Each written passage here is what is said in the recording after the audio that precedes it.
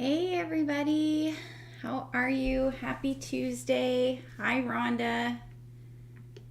See, we got a couple of people popping in here. I was just dropping in the supply list here real quick to everything. So while I am doing that, I'll just introduce myself.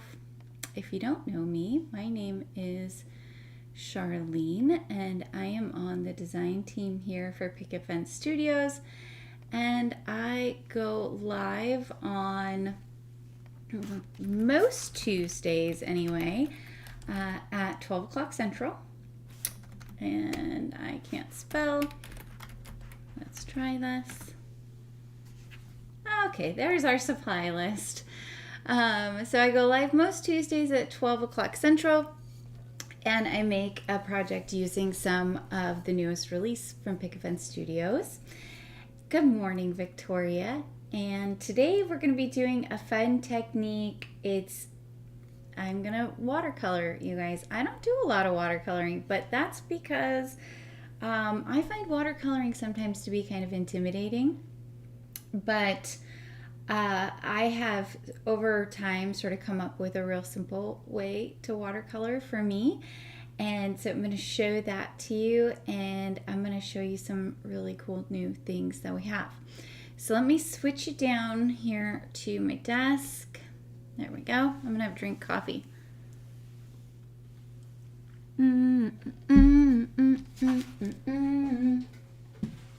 Coffee break. Look at this stamp, y'all. This is the new Peony of Contrast. How pretty is that?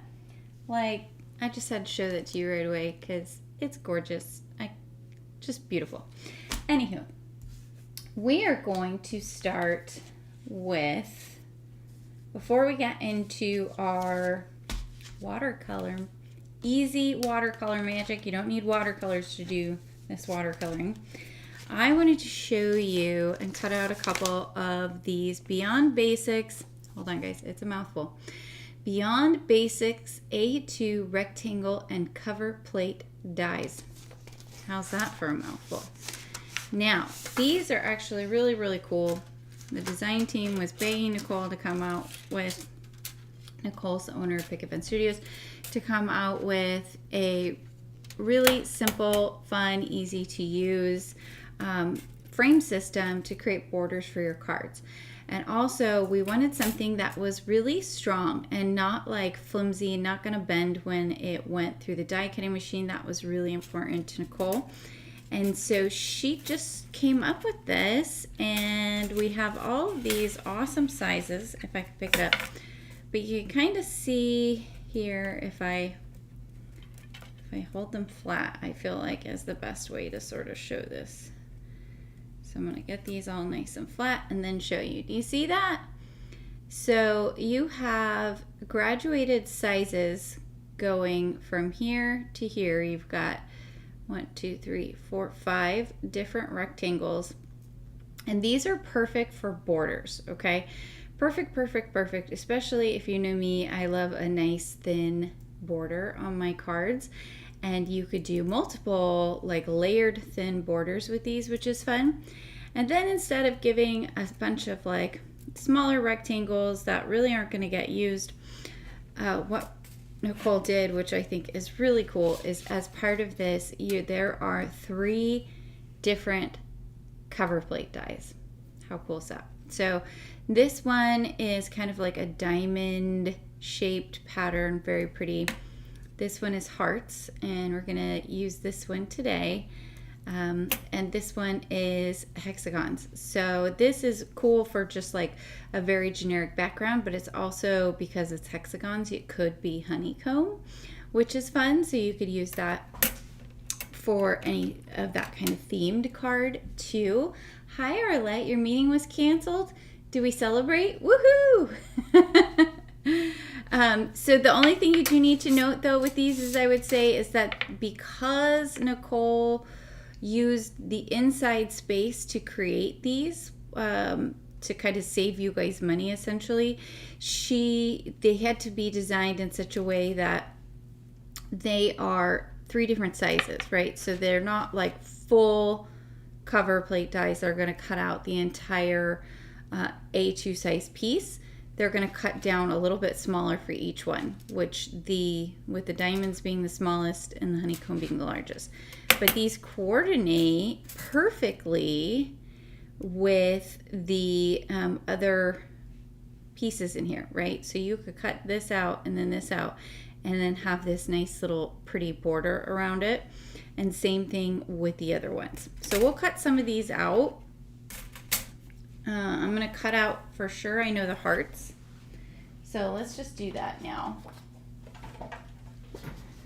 So I've got my paper trimmer here. I'm just gonna use an A2 sized piece of cardstock. So it's 4 1/4 by 5 1/2.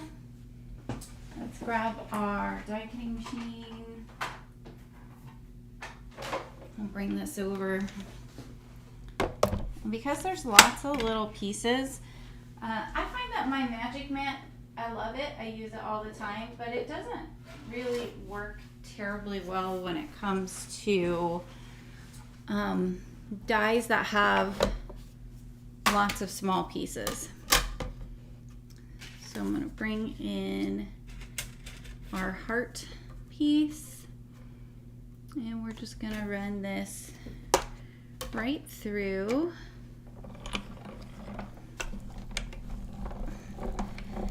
And then I'll probably run it. Ooh, so noisy, die cutting machine. Run it back through a second time. Hi, Gwen. Hi, Heather. Gwen, you're in SoCal. How's the weather there? Is it nice? Can we all think about your beautiful weather there? So here you can see it cuts out all of these cute little hearts as well as these little circles here. Cut out really great. I'm gonna grab where's my thing? You guys, I'm not really awake yet this morning. I'll tell you the truth. Last night I just did not sleep great. I had trouble falling asleep, and so my brain's a little foggy. So I'm gonna work through it, right?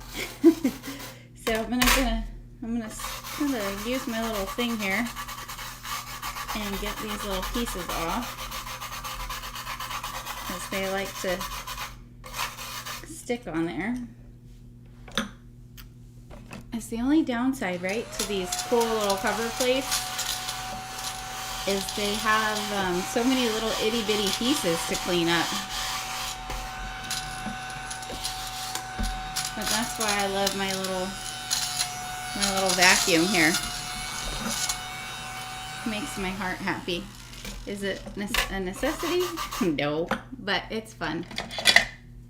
Man, you guys are getting a bunch of AMSR action going this morning. For some of you, that's probably a good thing, and some of you are like, make it stop.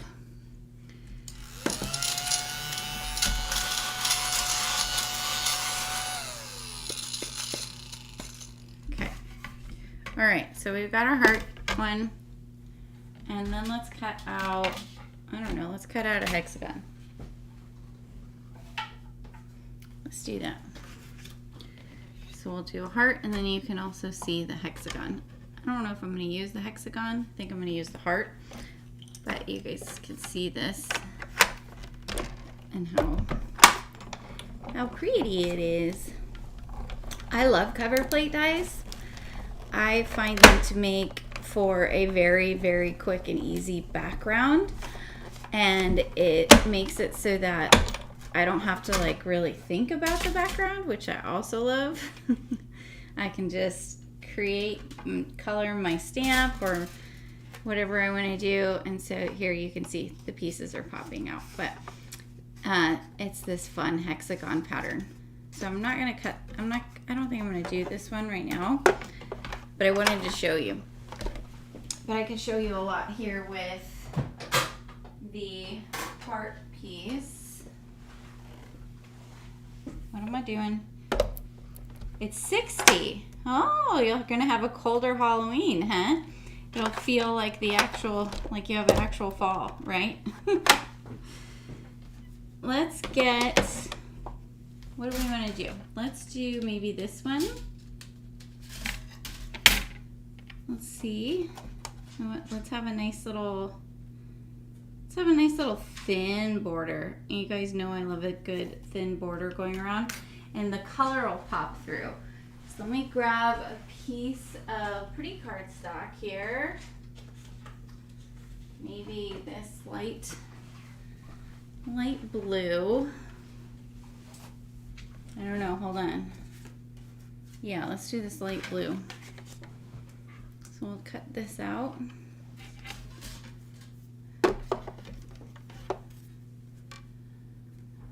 And I'm going to try and put it at a little bit of an angle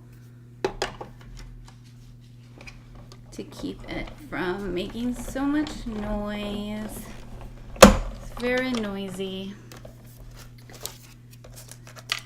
There we go.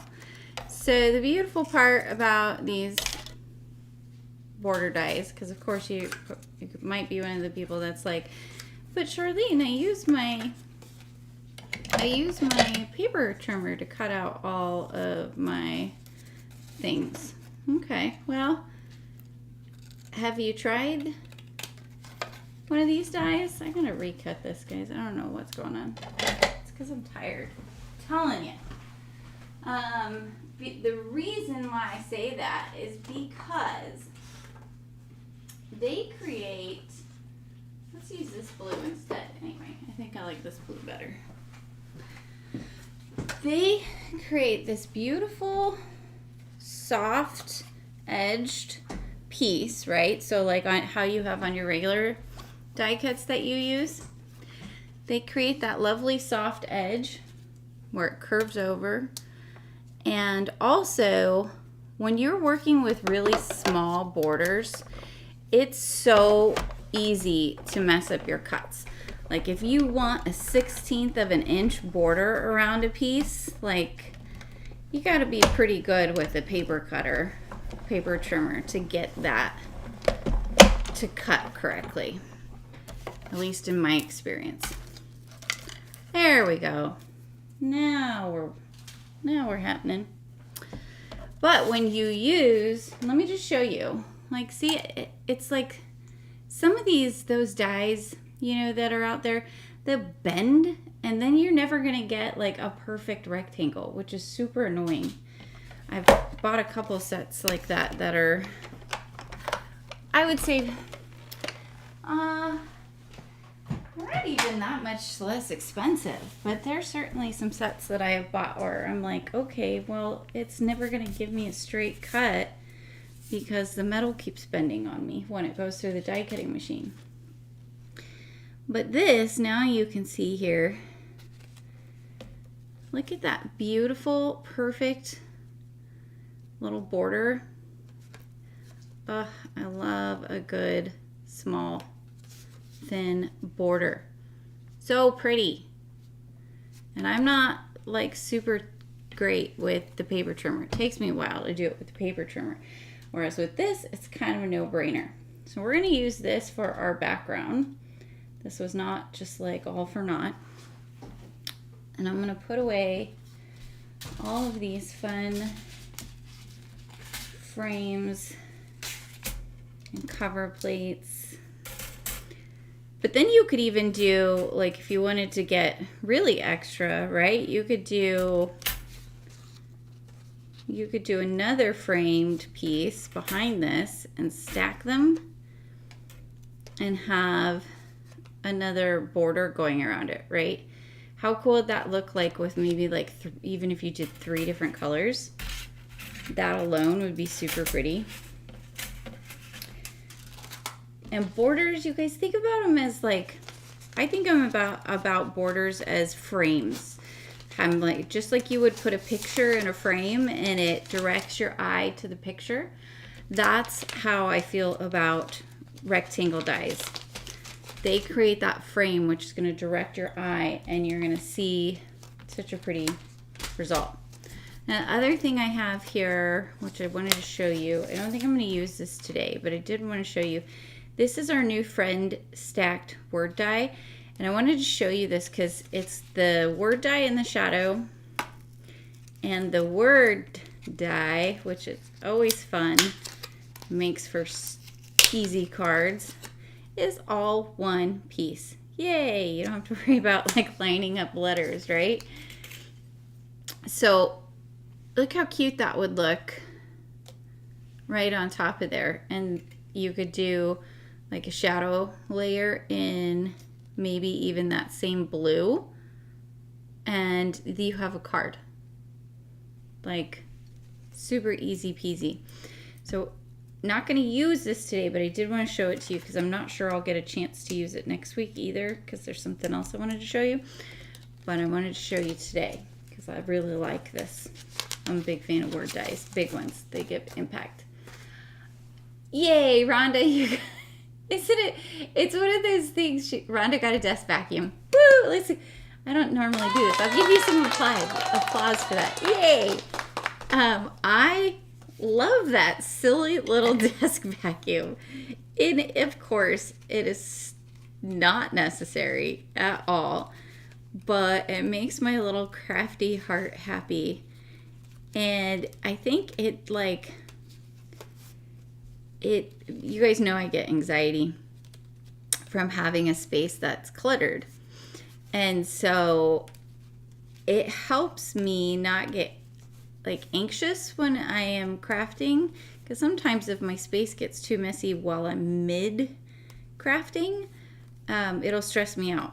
So that little vacuum just helps me to kind of pick up stuff as I go along, which is so nice. So while we're here, I'm going to go ahead and pop out all these little pieces. Oh, I should have used my other little thing that's got the little... No, just kidding. Maybe. Nah, I'll use my poke tool. There we go. What's going on? Oh, Arlette, you don't like the stacked words. Yeah, I could see that. Like, it's definitely a different look. I think it's really cute, especially if you put like little stamped images around it, like critters or flowers or something like that. But I could see like that throwing you off, right? Because the word's split in half. I totally get that. Okay. Did we get them all? No. No. This bottom row still needs to be done. I like that this also has the little quilting spots on it, the like little faux stitching. Kind of makes it even more dressy, I guess. Does that make sense? It just makes it look a little bit more dressy. Fancy, right? Okay, we've got all of our little hearts down there. There we go. Ooh. You guys don't want to hear that. That's noisy. Do you guys remember, I feel like a couple of weeks ago, look at everything, it's cleaned up. Yeah, it's jammed up because I use it so much and haven't cleaned it out. I was using this on camera a couple weeks ago, and it was like spitting all the pieces everywhere. And I can't remember if I told you guys after the fact or not, but I figured out why, and it was because I didn't put this little piece. Apparently, I had knocked it into my trash can and didn't realize it.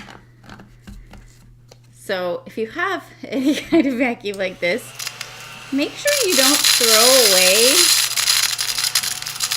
the inside parts by accident when you're emptying it.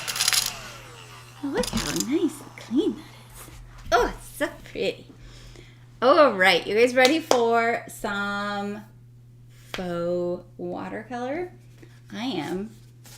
I've got a piece of watercolor paper here. And of course I forgot to link the watercolor paper. This is, because I'm sure someone's gonna ask, so I might as well just tell you now.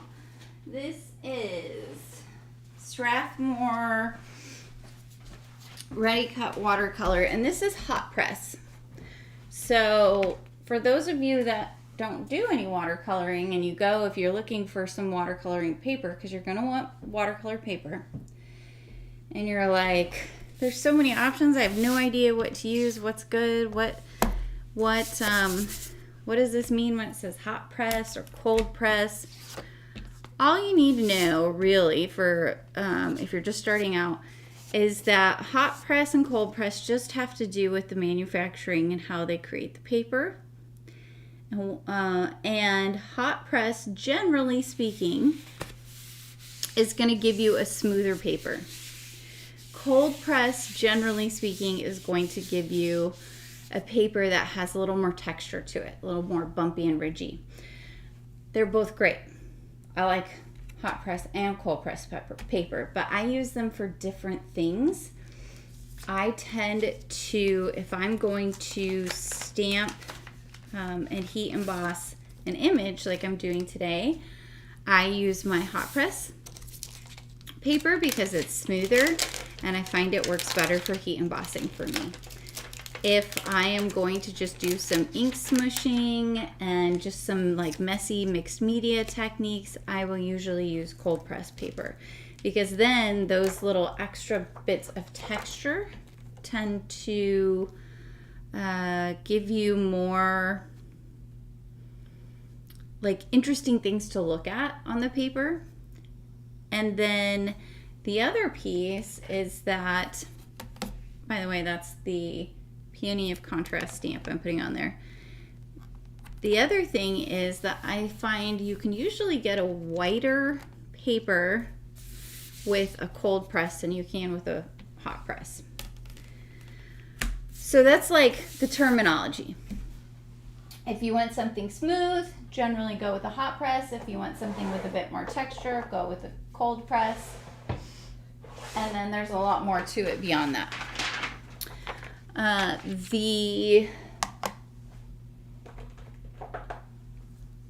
was I gonna say?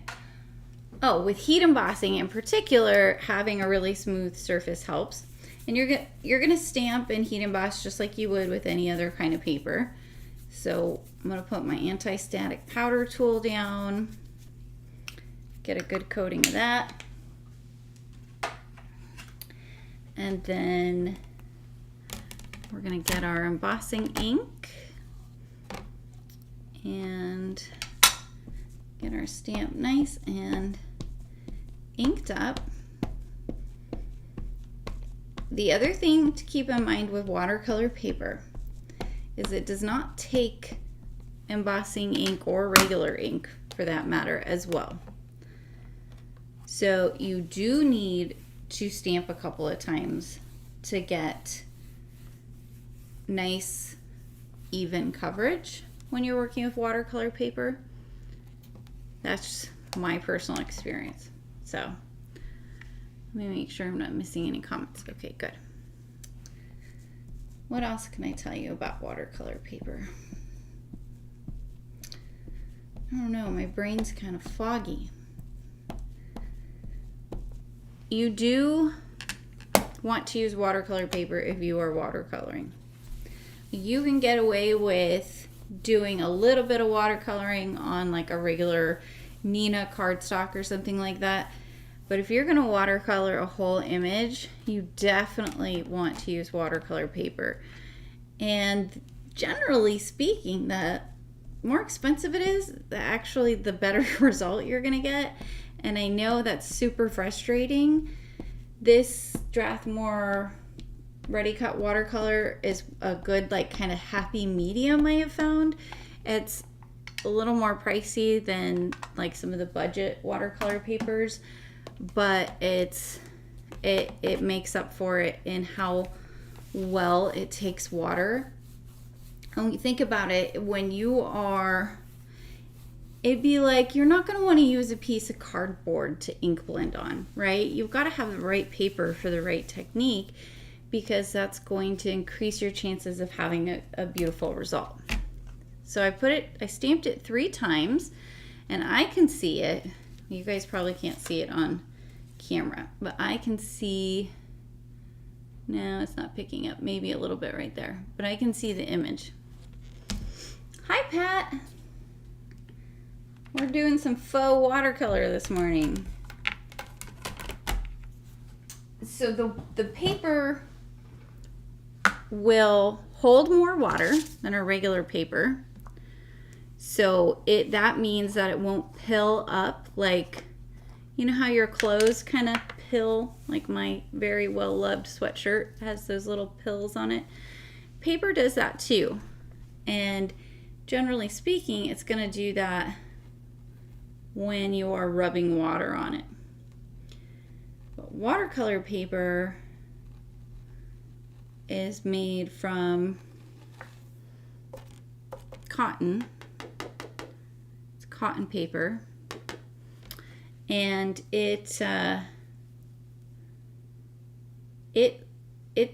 doesn't pill like that. So it will hold more water.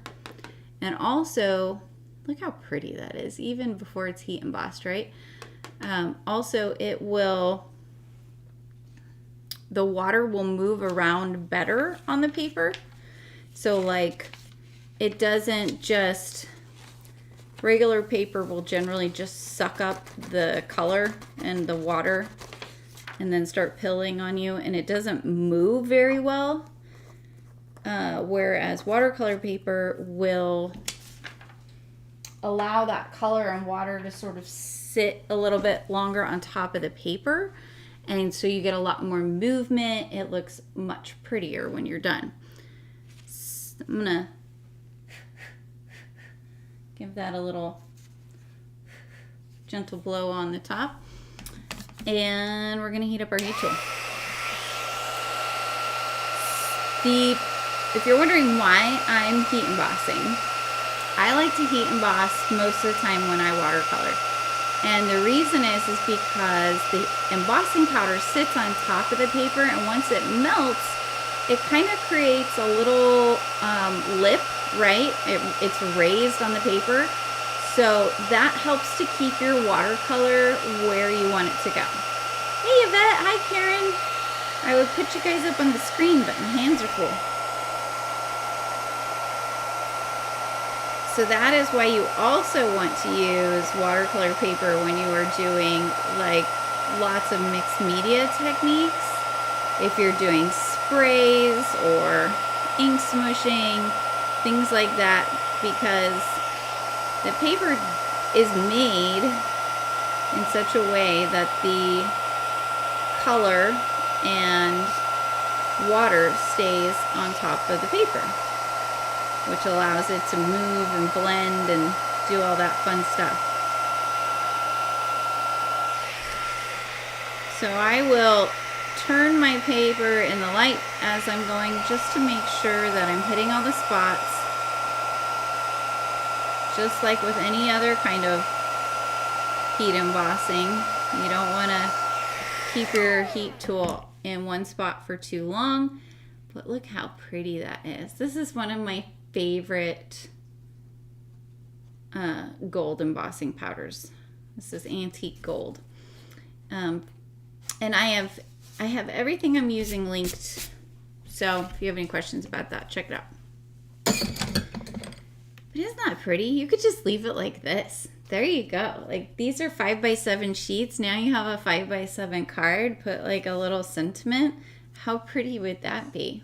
But we're not stopping there, guys. Let me take a coffee break. Do do do do do do. Let's put this stuff out of the way. And let's bring in. Now, if you are a watercolorist, I have to show you guys something. It's really funny. I'll share it with you. Let me show you what I bought. And I just have not used it yet. And this morning, I was like, oh, I need to get that out and get it all ready so I can use it because I'm going to watercolor. Yeah, I didn't. But look what I bought. And I don't even watercolor that often. But this gives you fresh like water, and you can rinse the water. I will report back once I finally actually open it and use it. In the meantime, we're going to go basic, guys, because that's how I do things. So you could tape this down if you want to. I'm not going to tape it down. I'm going to be wild and rogue. And the reason you would want to tape it down, you can tape it to a board before you start doing stuff, is when it dries, if it's taped down, it's going to dry flat. Versus if it's up and about like this, the water can like warp the paper and all of that good stuff. We're not putting so much watercolor on here that I feel like I really need to worry about it. Oh no, Yvette. I'm sorry to hear that, dear. I hope you feel better soon. I've got a paintbrush. Now you could use a paintbrush or you can use a water brush like this.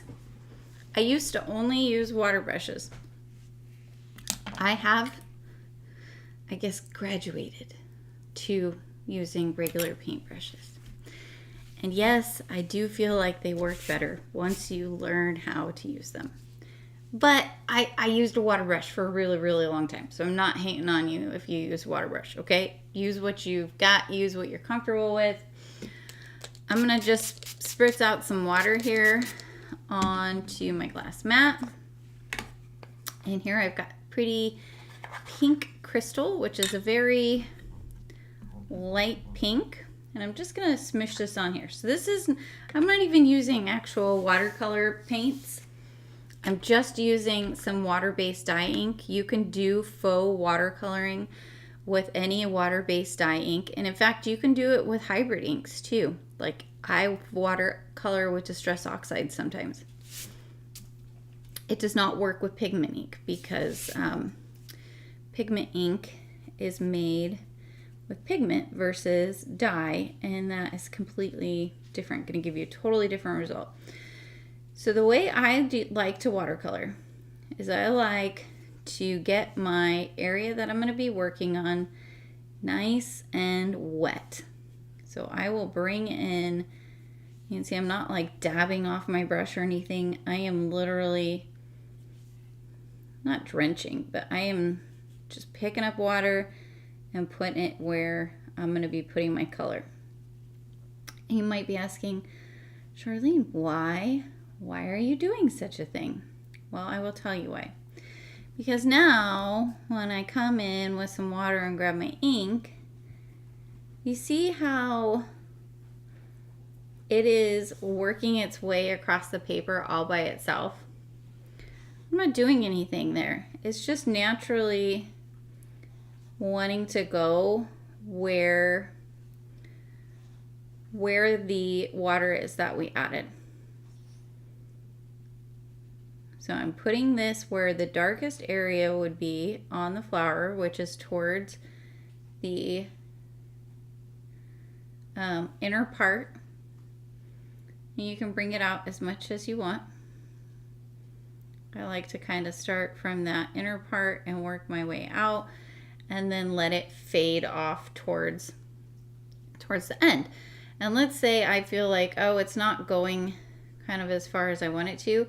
I can always come with clean water and add more water to this side to help pull that color from the interior out towards the edge of the petal.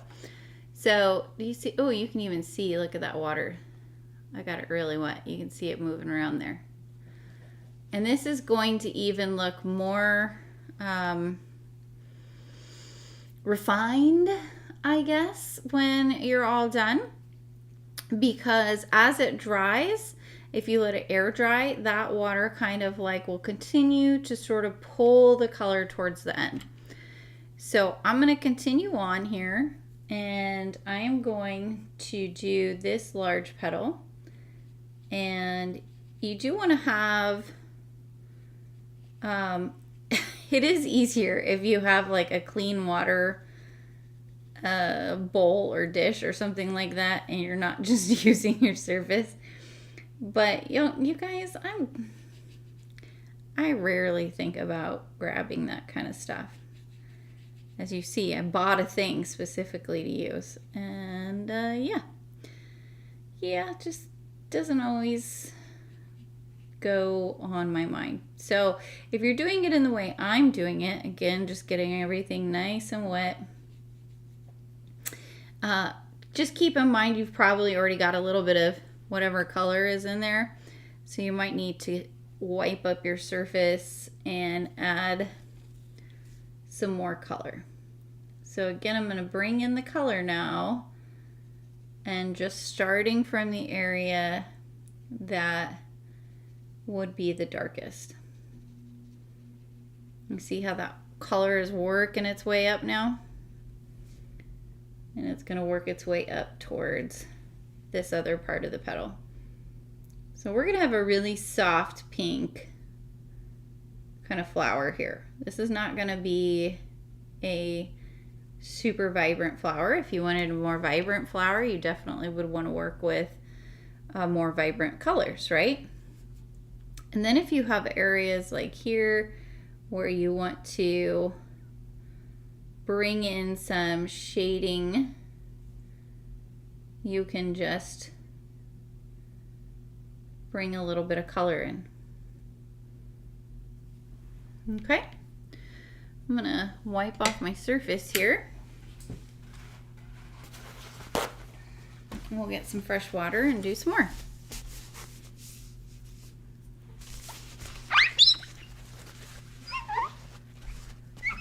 Everybody following along? Any questions? Oh, good, Rhonda. Pat, you tried watercoloring 5 months ago. Yeah, it's the embossed image really helps, right? Because it holds that color in there, and you don't have to be as diligent about where you're putting. I'm going to add a little bit more water here. As diligent about where you're putting things, because you have that beautiful use of the embossing powder. And then the other nice thing about doing kind of a loose watercolor technique like this is, I'm going to bring in Iceberg now, guys. This is just a light pretty blue. Is that it's very forgiving with watercolor, because you can always go back and add more color once your piece is dry. You can use just a wet paintbrush to kind of dilute and then pick up the color that you didn't want in a certain spot with a paper towel. And so you can't like erase marker, right? So if you're using alcohol inks, you can't really, once they're on the paper, they're on the paper. You're kind of stuck with whatever it is. Whereas watercolor is very forgiving, very easy to change up. So I'm going to do the same thing here. I put a little bit of water in my blue, and I'm just going to dab it in here, being a little bit careful. Oh, see there, you can see I went over into the pink, but that's okay, because that's going to actually dry and look really fun. In fact, I might just purposely bring a little bit of blue over this edge and down through here. It's just going to make it purple. We're doing kind of a combined, I don't know if you've ever seen a peony this color, where it's got the blue and pink and it kind of has like some purple in it. We have some here in Washington, and they're very pretty. I'm going to bring in a little bit here on the tips where I want it to be a little bit like shading. And then I'm going to keep bringing this color out a little bit. I want it to come out a little farther on my petal. So just like we leave a highlight area when we're working with alcohol markers, leaving a highlight area when you're working with watercolor is going to give you a very similar result. It's going to give you motion and make your petals look more, what's the word I'm looking for, like 3D. So we'll add some more shading underneath this petal. And there we go. Super pretty. Since I have the blue out, I'm gonna pick a couple other areas where I want to add a blue petal. So I'm gonna come up here and I'm gonna do this area with a blue petal. Getting a bunch of water on there. The other thing you can do, which is really fun, I'll show you here in just a second. I'm gonna drop this blue again in, down, and around to bring in that dark towards the bottom. And if you run out of ink, bloop, just smush some more out. Makes it super easy. I'll turn this. Turn it to make my life a little bit easier. Well, there, you see how it's getting darker now in there, and that's working its way up. And I'm gonna bring, I think maybe let's do this petal here. And see how it's already, like, it's starting to get kind of, my water is getting light blue from mixing things. But I'm not worried about it because that's just going to give me a nice overall kind of light blue color across the petal. I think the hardest thing for me when I first started watercoloring was I'm a bit of a control freak when it comes to things on my cards. Me? Yeah, me. You know, I want everything to be cut just right. I want the angles to be just right. I'm very so about all this stuff. And with watercolor, you have to be a little bit more chill and relaxed and just like let the paper do the work, which is really hard for me to do. But as you get more experienced, like as you've done watercolor more and more, you'll find that there are areas that you do have some control over. And you'll find, if you're like me anyway, you'll find some comfort in that. It'll make you feel a little bit better about not having as much control in the other areas of your life when it comes to the watercolor. Now, I'm going to be cutting this out, so I'm not really all that concerned about getting water outside the main portion of the floral. But if you were working, like, let's say you were going to make this piece into a card, I would tape this down in that instance. And I would be a little bit more careful around the edges, so that way I wasn't getting any water outside of where I wanted it to be. I'm gonna come in here and clean this up and get myself a little bit more fresh water and just see if there's anywhere else I want to put any blue, because I'm also going to come back over some areas of these blue petals, and I'm going to add in some pink to give them like a blended purple look. So I think I'm going to bring in a little bit of blue just right along here on this edge here. So we'll get some blue here and bring a little bit down into this shaded area. There we go. This would look pretty just with a little bit of blue here and there, or a little bit of pink here and there, right? You could just mostly have this be like a white floral with just a little bit of color in it. How are we doing on time? Okay, we're doing all right. I'm going to bring back in my pink here. I'm going to smush it down pretty good. So let's talk about, oh, yay! I'm so glad, Pat. That's awesome. Yay, I'm glad that tip helped. So let's talk about first let me tell you what I'm going to do. I'm going to add just a bunch of water all over here because I want to just in general give this center area an overall pink, because as we get towards the center of the flower, we want things to be darker, right? So I'm gonna kind of go all over everything and do a general pink all the way through here. And then what I'll do is I'll bring more pink in to do the shading on this center part.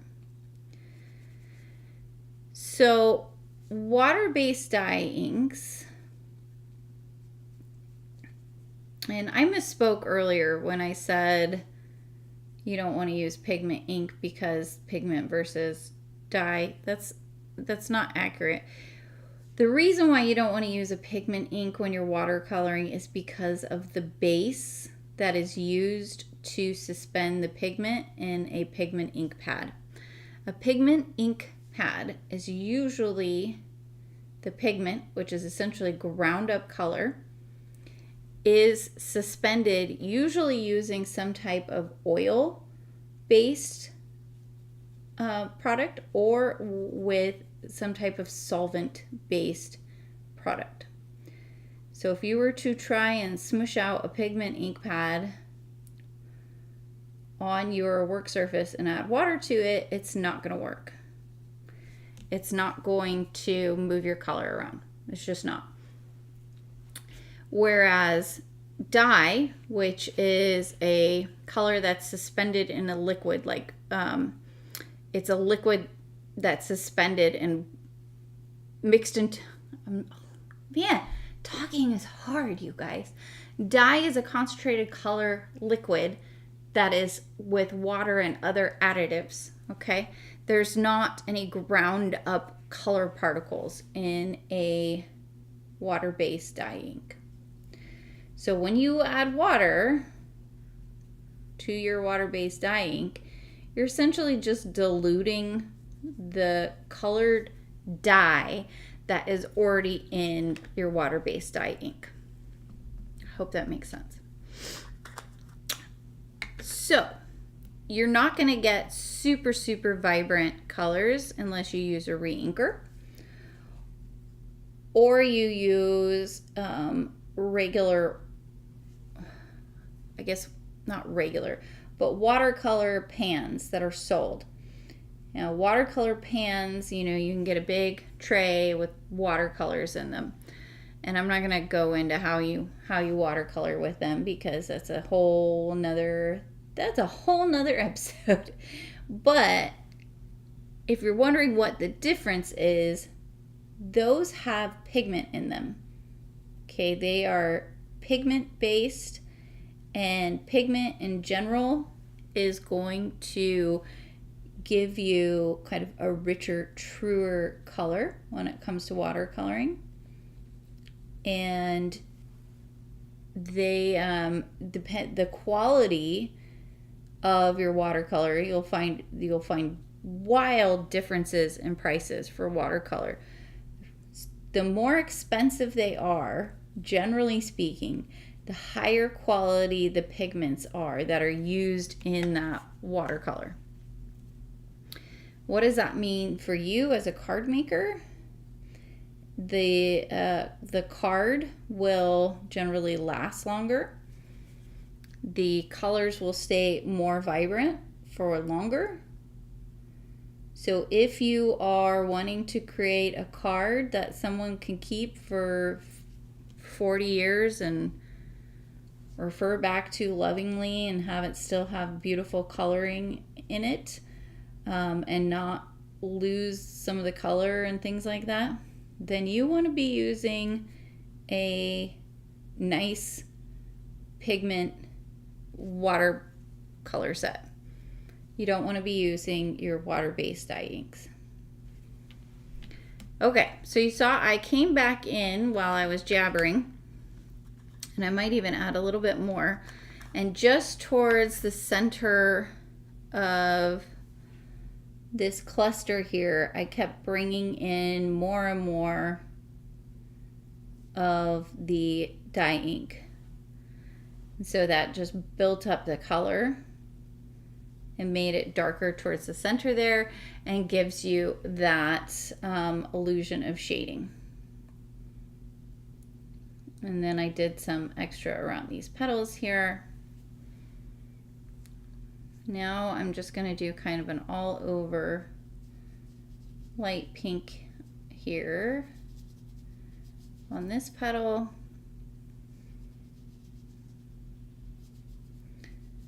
I'm not being too worried about what I'm doing here. And I'll add in some shading down at the bottom and around this petal. Okay. Now what I want to do is like on this big petal here where we did blue, now I'm going to kind of bring in some pink. So that way they combine and we get this nice purpley color. And I'm going to just kind of dab this in here.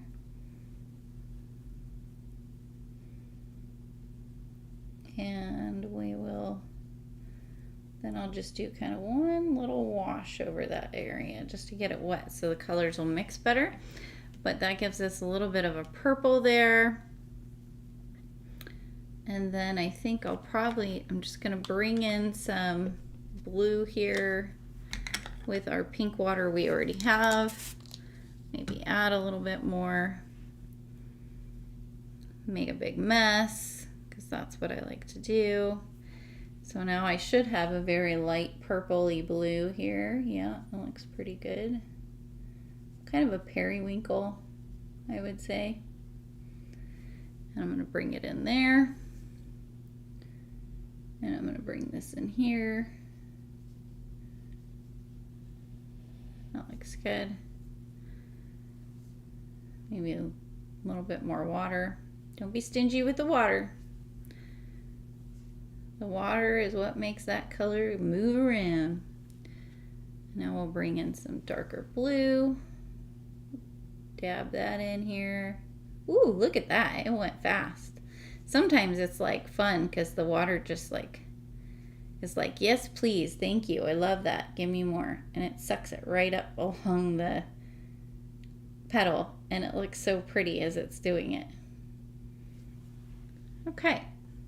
I think, what do I want to do? Do I want to add any more? I might add just a touch of blue here and there, guys. Just to kind of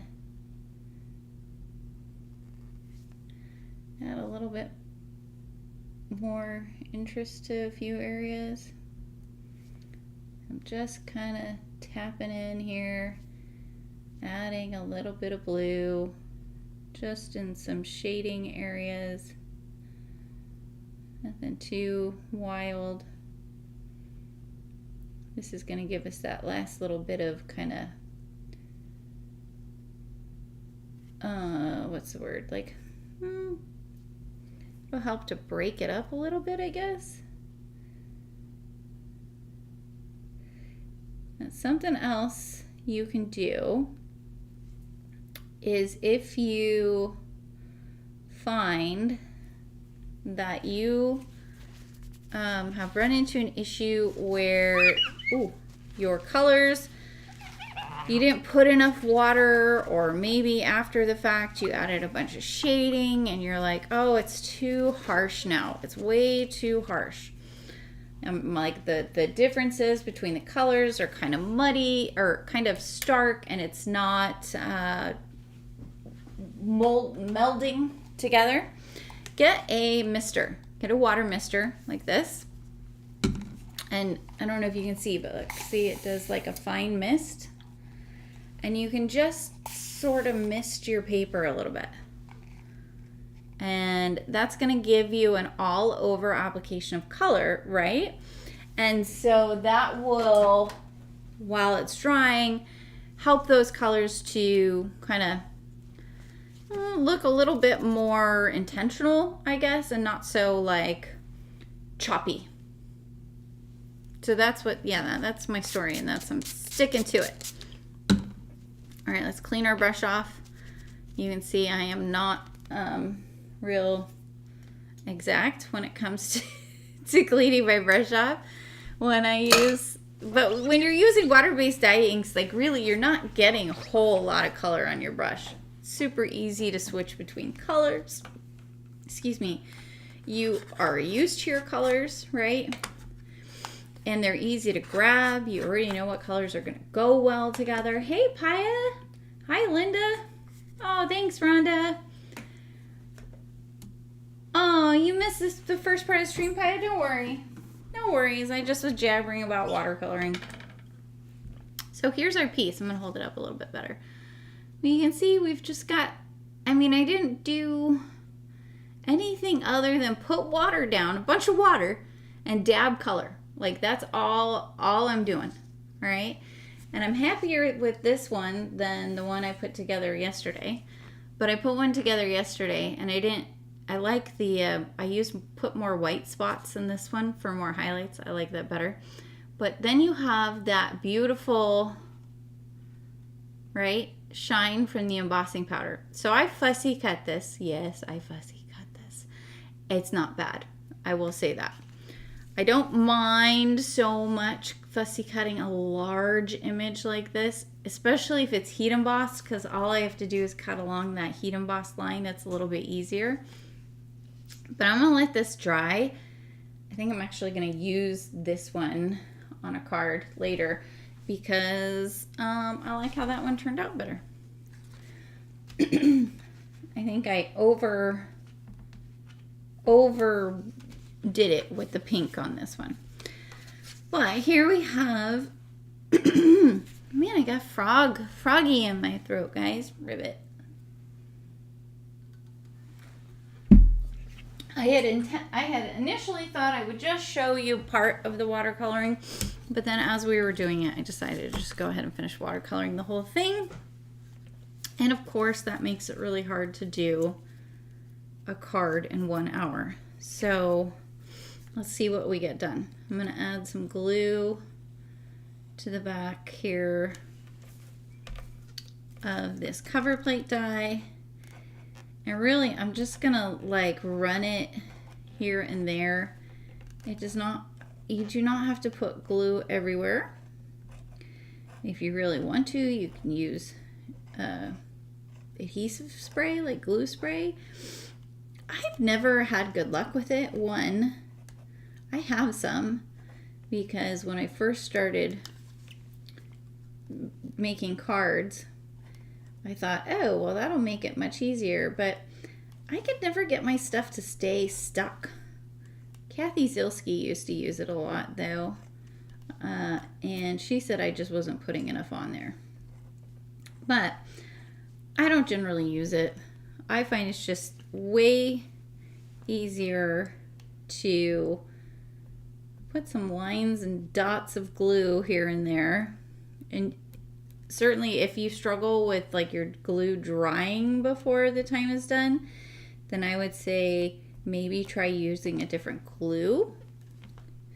So like I'm using right now Connect glue, I think is what I have in this one, which is a more viscous, more liquidy glue. So it doesn't dry as fast, which can be annoying for some applications, but it's great when it comes to doing something like this, where you're trying to add glue to a cover plate piece and you want that glue to stay wet, and also you want some like little bit of ability to sort of wiggle your piece a little bit. There we go. Uh-oh, I missed a few pieces that needed to be popped out. Get out of there. We don't want you. Go somewhere else. Okay, I think I got them all. Now here is my thought. My thought was we were going to bring this floral in here somehow and then trim it like so. Maybe pop it up with some foam tape and then put it over an A2 size piece of white. So let's see what that looks like. I'm gonna keep you guys a few minutes longer.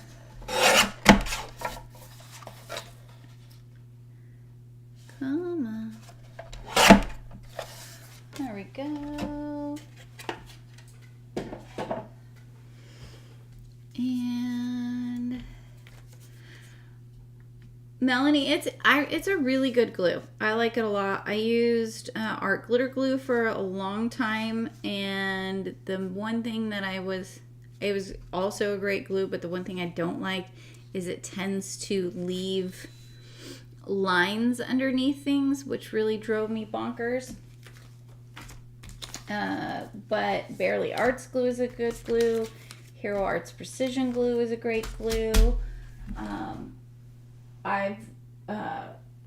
What else do I have? Trinity Stamps has a good glue. Honeybee Stamps.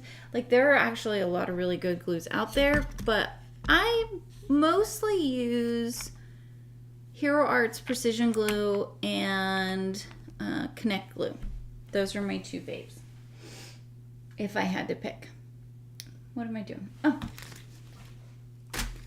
Hi. Welcome to my show, where I fumble around because I forget what I was doing 2 seconds ago. This is the Vintage Heart Stamp Set. How cute is this? It's a tree ring that looks like a heart. So cute. And there are coordinating dies. I'm going to use this sentiment here out of here that says thinking of you. And we're going to put this on. What are we going to put it on? Let's see how it just looks white stamped in black. Let's start with that. I reserve my right to change my mind at any given time.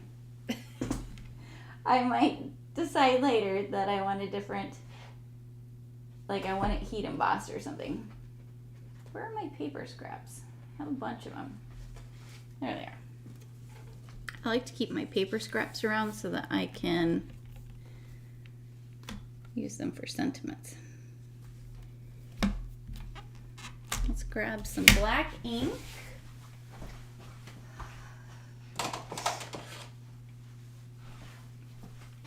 So I heat embossed today, guys, but you can use the black hybrid ink pad, the Picket Black Hybrid Ink Pad. It is good for watercoloring and for alcohol-based techniques. So you could stamp in that and then do that same faux watercolor that I just did. You just want to make sure your ink is at a little bit of a chance to dry. A couple of minutes, right? Oh, thanks, Yvette. I hope your little nap helped you feel a little better. Let's pull this out and figure out which die. This set has all the coordinating dies for the sentiments. Is this the one? Tell me we're a winner. Tell me we're a winner. Yay, winner, winner, chicken dinner. Ooh, did I have this last week, you guys? Look what I got. I got new highlighter tape.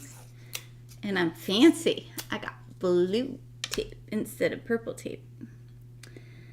I felt very fancy when I picked out this color. Hopefully my head's not, I think it is in there. I'm gonna move this down so that way you don't have to see my noggin. Okay, I think that looks good. Oh, and you know what I did this week? I'm so pleased with myself. Pat myself on the back here. I finally,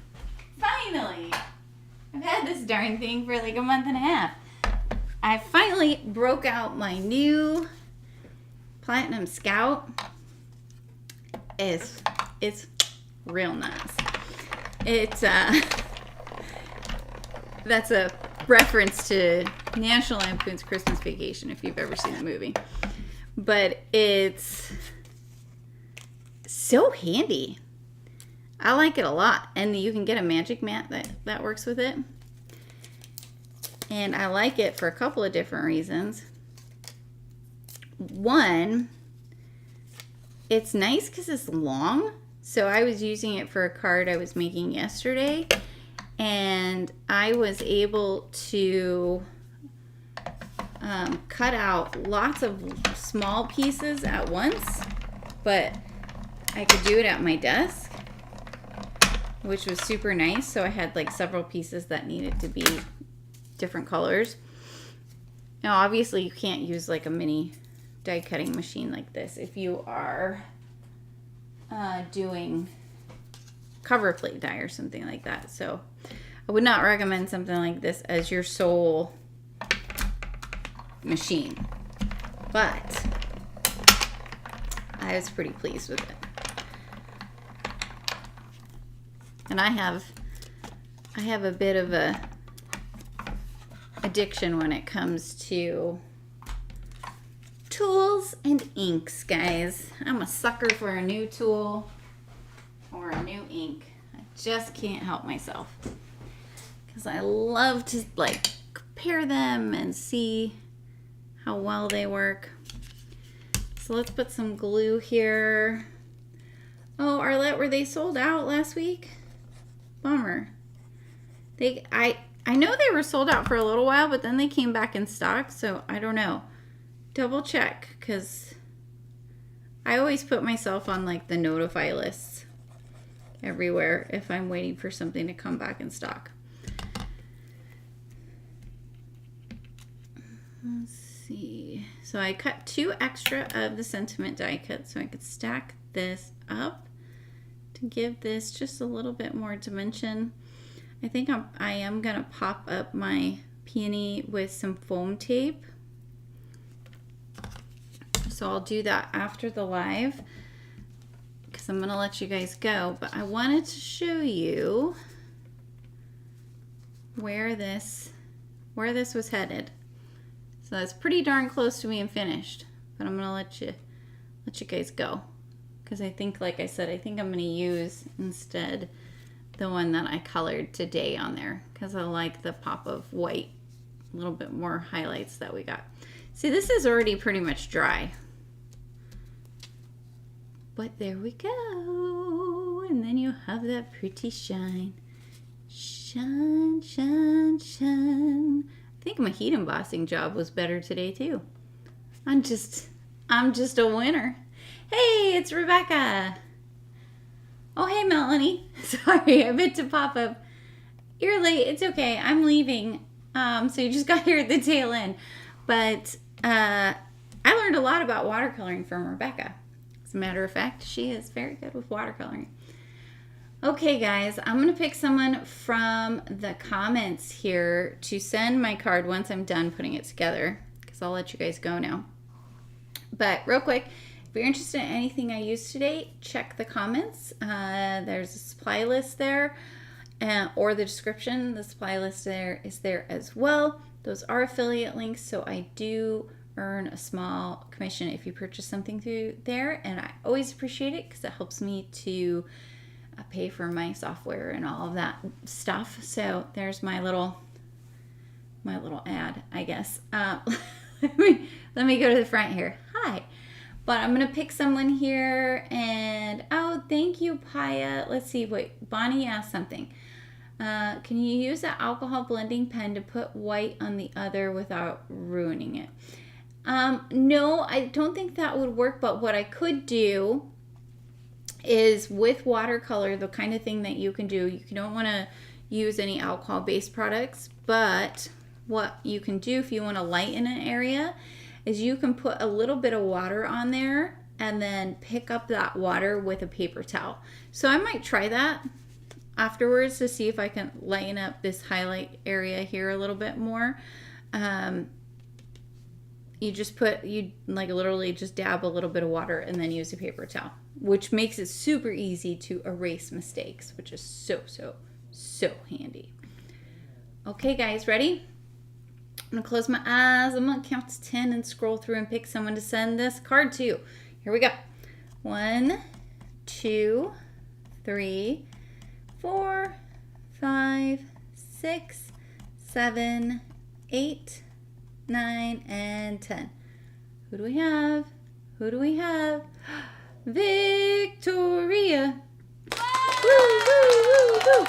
Victoria, you're today's winner. Send me an email at contact@dreamcraftcreate.com if you would like this card, and I am happy to send it off to you in the mail, dear. My dear, I think that's about it, guys. Have a wonderful rest of your Tuesday, and I should be here next Tuesday. I plan to be anyway. So come back, hang out with me next Tuesday, 12 o'clock Central, here on the Picket Studios YouTube channel. Make sure you hit that like button and subscribe, as well as the notification bell, and then that way you can get notified about when I schedule that live. All right, guys.